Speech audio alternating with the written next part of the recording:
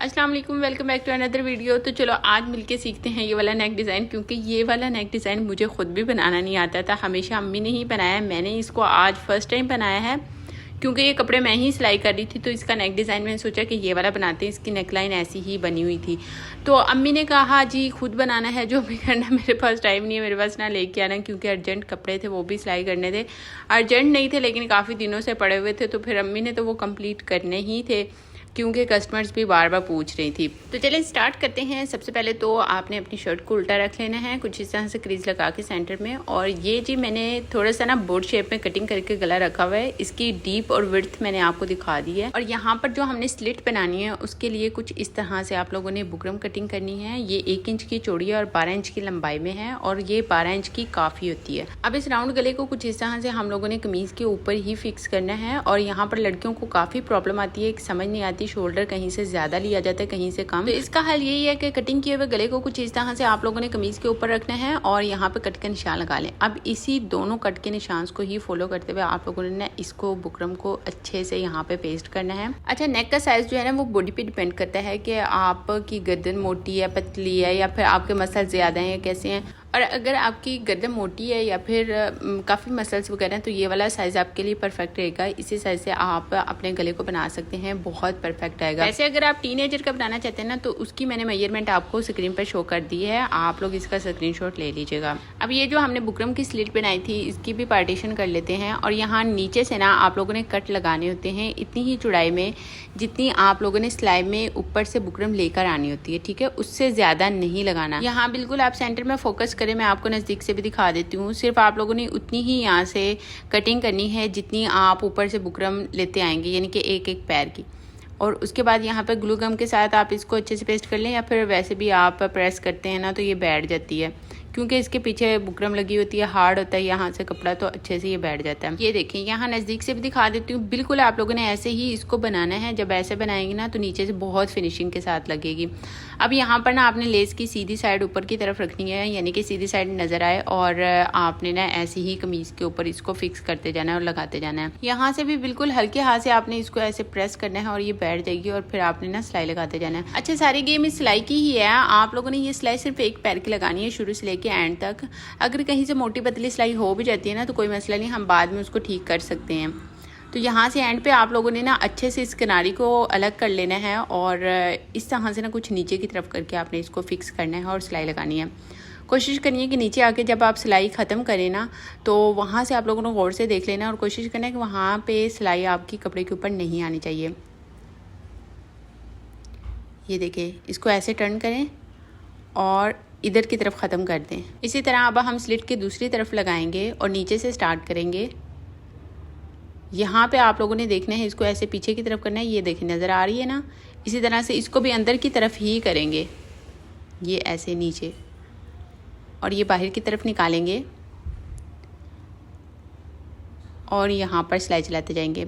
अच्छा, ये वाली जो सिलाई है ना लेस की किनारी के ऊपर नहीं आती, किनारी से थोड़ा सा नीचे यानी कि लेस की तरफ आती है, और टोटल एक पैर की ये सिलाई लगती है, यानी कि थोड़ी सी बुकरम भी नज़र आ रही होती है। देखें जैसे आ रही है कपड़े वाली। यहाँ से अब हम ऐसे टर्न कर लेंगे बिल्कुल हल्के हाथ से। यहाँ पे कोई भी मुश्किल नहीं होती, आप लोगों ने कोई भी चुनट नहीं यहाँ पे डालनी होती, बस इसको ऐसे टर्न करते जाएं, आसानी से ये लग जाती है। अब हमने कपड़े की 2 पट्टियाँ कटिंग करनी हैं, और इन पट्टियों की चौड़ाई है 1.5 इंच और लंबाई स्लिट के जितनी है, और कुछ इस तरह से स्लिट के लेफ़्ट और राइट साइड पर हमने लगानी है। अब देखें जी, हमने इसको उल्टा करके रखना है, और जो हमने लेस लगाई थी ना उसकी सिलाई नज़र आ रही होगी, बस उसी सिलाई को फॉलो करते हुए इसको कंप्लीट करना है। जब यहाँ नीचे वाला पार्ट आ जाएगा ना, इसको आप लोगों ने गौर से देखना है। यहाँ से मैंने पट्टी कटिंग कर ली है, क्योंकि मैंने ये दोनों पट्टियाँ एक साथ ही कटिंग की थी लंबाई में। तो यहाँ पे ना कुछ इस तरह से आपने बाकी वाली साइड को पीछे की तरफ कर देना है। यहाँ पे सिलाई ख़त्म करनी है, और सिलाई लगाते हुए कोशिश करनी है कि सिलाई जो है ना वो कमीज़ वाले फैब्रिक के ऊपर बिल्कुल भी ना टच करे। यहाँ से अब ऐसे ही नीचे से हमने दूसरी सिलाई शुरू करनी है। जैसे हमने लेस लगाई थी ना नीचे से, वैसे ही हम लोगों ने ये वाली पट्टी भी ऐसे ही लगानी है। तो बहुत आसान तरीके, इस तरीके से आप लोगों ने ज़रूर बनाना है इसको। चलें जी, यहाँ तक अब हमारा कंप्लीट हो गया। इसको मैंने ना ऐसे ही सिंपली पीछे की तरफ फोल्ड कर दिया। वो पार्ट मेरे से मिस हो गया था, दिखा नहीं पाई आप लोगों को, लेकिन उसमें कुछ भी ऐसा नहीं था जो आपको लगे कि बहुत ही स्ट्रेंज चीज़ थी कि मैंने दिखाई नहीं है। यहाँ हम क्या करेंगे, आसानी से आपने इसको पीछे की तरफ फोल्ड करना है और ये देखें ये फोल्ड होती जाएगी। यहाँ से तुरपाई आप लोग कर सकते हैं और यहाँ पर ना हम इसकी सिलाई लगाएंगे और नीचे ये जो पट्टी मैंने रेडी की है ना, इसको नीचे रख के बंद करेंगे इस स्लिट को। ऊपर से मैंने 1.5 इंच का छोड़ा है हिस्सा, क्योंकि वहाँ पर हमने एक छोटा सा कट भी लगाना था जो आपको वीडियो के शुरू में नज़र भी आया होगा। तो यहाँ पे इसको करते हैं जी कंप्लीट। अच्छा, ये जो नीचे फैब्रिक लगाया ना मैंने, इस कपड़े को मैंने डबल करके तीनों तरफ से सिलाई कर लिया था। तो आप लोग भी ऐसे सिलाई करके इसको पट्टी को निकाल सकते हैं। यहाँ से गौर से देखें जी किस तरह से हम इसको कवर कर रहे हैं। यहाँ से जब आप टर्न करने ना, तो आपने ना ये वाली सिलाई, यानी कि ये जो नीचे चकोर वाली आपने सिलाई लगानी है ना, ये आपने पाइपिंग के ऊपर लगानी है, बूट पाइपिंग के ऊपर। ये आपने कपड़े वाले फैब्रिक के ऊपर नहीं लगानी, और सॉरी कपड़े वाली कमीज़ वाले फैब्रिक के ऊपर नहीं लगानी। और ये जो मैं सिलाई लगा रही हूँ ना, ये भी मैं बूट पाइपिंग के ऊपर नहीं लगा रही, मैं लेस के ऊपर लगा रही हूँ। ठीक है, आप लोगों ने भी कोशिश करनी है कि ऐसे ही करें, ऐसे काम ज़्यादा सफाई से होता है। जो बिगनर्स होती है ना, उनके लिए ये एक टिप है। तो आप लोगों ने लेस के ऊपर सिलाई लगानी है। अब हम लोगों ने गले को कवर करना है, तो उसके लिए ये देखें कमीज़ का हम लोगों ने गला कटिंग किया था ना बुकरम लगाने के बाद, उसको मैंने संभाल के रख लिया था।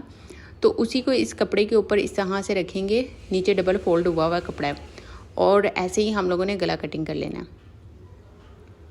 सही है, अब देखिए इसके मैंने हिस्से कर लिए। अब इसको हम गले में फिक्स करते हैं।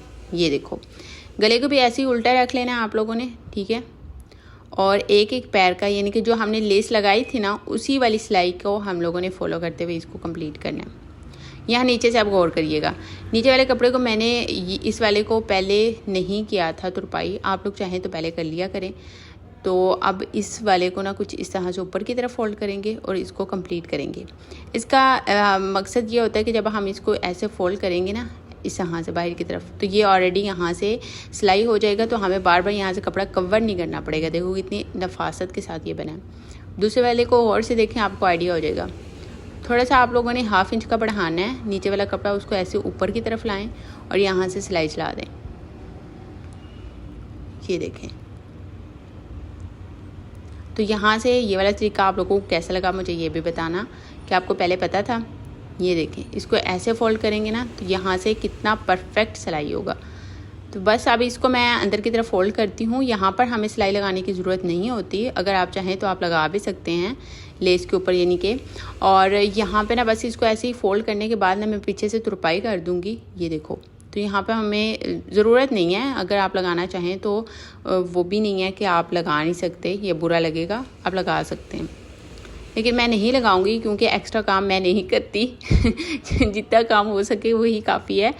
मतलब कहीं से अगर छूट मिल रही है तो करना चाहिए ना ऐसे, मतलब हार्ड वर्किंग ज़रूरी है कि हर टाइम हार्ड वर्क ही करते रहो। तो बस ये देखो जी, इसको मैंने पीछे से तुरपाई कर दी। तुरपाई करने के बाद कहीं से भी हमें वो सिलाई लगाने की ज़रूरत नहीं पड़ी जो हमें बूट पाइपिंग बना कर दे। बूट पाइपिंग ऑलरेडी ही बन चुकी है हमारी। तो यहाँ ये देखें इसकी फुल लुक, और पीछे से भी मैं आपको ये सारा दिखाती हूँ ये कैसा बना। अच्छा जी, यहाँ पर ना इसके ऊपर समझ नहीं आ रही थी कि क्या करूँ, फिर मैंने इसके ऊपर ऐसे करके ना बटन रख दिए हैं। अभी मैंने इनको लगाना है। तो वीडियो को लाइक करके ज़रूर जाना। मिलते हैं नेक्स्ट वीडियो में। अल्लाह हाफिज़।